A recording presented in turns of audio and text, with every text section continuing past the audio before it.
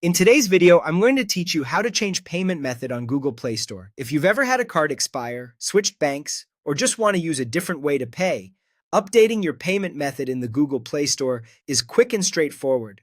You can do this from your settings at any time, and you can also pick which payment method to use during checkout when you're buying apps, games, subscriptions, or in-app items.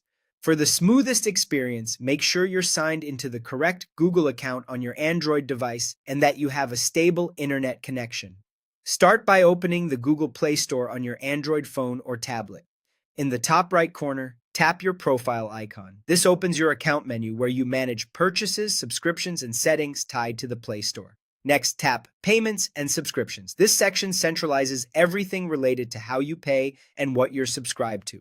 Then, tap Payment Methods. Here, you'll see the payment options currently linked to your account and access to more settings. Now, tap More Payment Settings. This will redirect you to Google Payments in your browser. Don't worry if it looks a bit different from the Play Store. The change is intentional, and this is where the detailed editing happens. You might be asked to sign in again for security.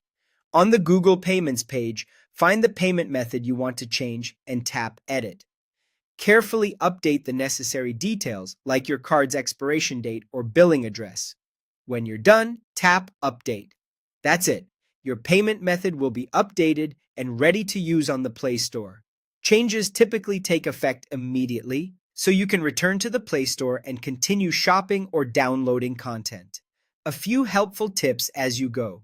You can keep multiple payment methods saved to your account, which is useful if you switch between cards or digital wallets. You'll always be able to choose which one to use for each individual purchase during checkout. If a card is tied to an existing subscription, such as a streaming app or a cloud storage plan, make sure to update the payment method for that subscription as well, so future renewals don't fail.